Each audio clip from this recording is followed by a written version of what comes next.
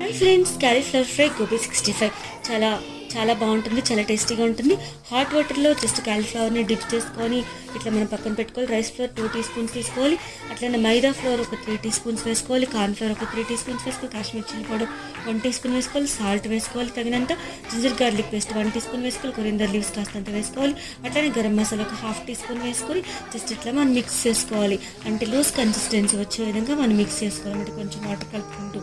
Okay, food colour optional, వేసుకుంటే వేసుకోవచ్చు. అట్లనే మనం కాలీఫ్లవర్ని పీసెస్ని వేసుకొని వీటన్నిటిని జస్ట్ ఇట్లా కోట్ చేసుకోవాలి. కోట్ చేసుకున్న వాటిని మనం ఆయిల్ బాగా హీట్ అయిన తర్వాత ఒక్కొక్కటిగా ఇట్లా వేసుకోవాలన్నమాట. అంటే పకోడీ ఎలా వేసుకుంటామండి అట్లా విడివిడిగా ఒక్కొక్కటి వేసుకోవాలి. ఇది కొంచెం మనం మీడియం ఫ్లేమ్లో పెట్టుకొని వేయించుకోవాలి. ఎందుకంటే లోపల కూడా కుక్ కావాలి కాబట్టి మనం జస్ట్ ఇట్లా వేయించుకుంటూ ఉండాలన్నమాట. ఇది మన సైడ్ డిష్గా బాగుంటుంది. అట్లనే ఈవినింగ్ స్నాక్ కోసం కూడా బాగుంటుంది. చిన్నపిల్లలకి కానీ పెద్దలకి కానీ చాలా మంచిది హెల్త్కి.